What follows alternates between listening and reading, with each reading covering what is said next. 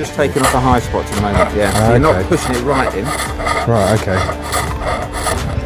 Let's do that bit.